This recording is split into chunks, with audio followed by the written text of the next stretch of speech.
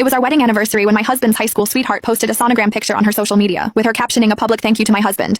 Thank you to the man who's been there for me for 10 years and for giving me a son. The room spun, and anger surged through me as I quickly commented, "So, you're proud of being a homewrecker?" Almost immediately my husband called, his voice full of rage. "How can you think such disgusting things?" All I did was help her with IVF, fulfilling her dream of becoming a single mom. And by the way, Ruby only needed one try to get pregnant, while you've been through 3 rounds with nothing. Your body is useless. Just 3 days ago, he told me he was going abroad for business, ignoring my calls and messages the entire time. I thought he was just busy. However, it turned out he was with her, attending her prenatal checkup. Half an hour later, Ruby posted again, showing off a table full of delicious food. I got tired of French food, so Ash made me all my favorite dishes. He's the best. I stared at the pregnancy test in my hand. The joy I had felt earlier now completely gone. After 8 years of love and 6 years of swallowing my pride just to keep the marriage alive, I'm finally ready to let go. After hanging up the phone, I took a picture of the beautifully prepared dinner and the cake I had baked for our 6th anniversary and sent it to my husband, Ashton Martinez. His reply came back quickly. "Is it your birthday? I'm flying out, so I can't make it home tonight. Just celebrate on your own." I chuckled bitterly and tossed the cake into the trash. Whether it was my birthday or our anniversary, it did not matter because Ashton never remembered those things. However, when it came to Ruby Lowe, he had an entire notebook dedicated to her.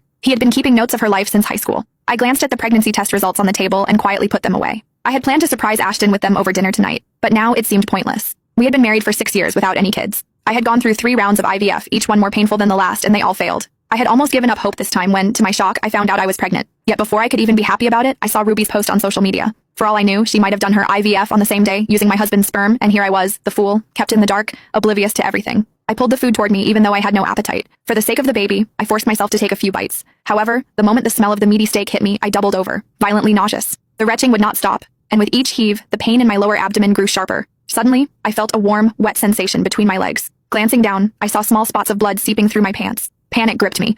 Could that be a sign of a miscarriage? No matter how disappointed I was in Ashton, the baby was something I had fought so hard for. I could not lose it now. I grabbed my phone and tried to head downstairs to drive myself to the hospital, but as soon as I opened the door, the pain in my abdomen became unbearable. My legs gave out and I slid down the wall. I had been feeling unwell all morning and had spent most of the day at the hospital for tests. After that, I rushed back, convinced Ashton would come home to celebrate our anniversary, and spent all my energy preparing dinner and the cake. Thinking maybe I could be having low blood sugar, I desperately reached for my phone to call 911, but my vision started to blur. I even felt too weak to press the buttons. Just then, I heard the sound of a door opening. My neighbor stepped out and, seeing my condition, rushed over in shock. "What happened?" he asked, supporting me. Relief washed over me as I requested him to take me to the hospital. After the tests, the doctor confirmed it. I was showing signs of a miscarriage. He prescribed a bunch of medications and spoke to me in a serious tone. "You really need to take care of yourself. This pregnancy isn't stable yet, so you can't afford to be too stressed or overworked." Seeing the worried expression on my neighbor's face, I explained to the doctor, "He's not my husband. My husband's away, on a business trip," I added. The doctor nodded and went over some other precautions. "Make sure you share all this with your husband. He needs to start learning how to take care of a pregnant woman." I gave a bitter smile. Oh, I was sure Ashton was good at taking care of someone.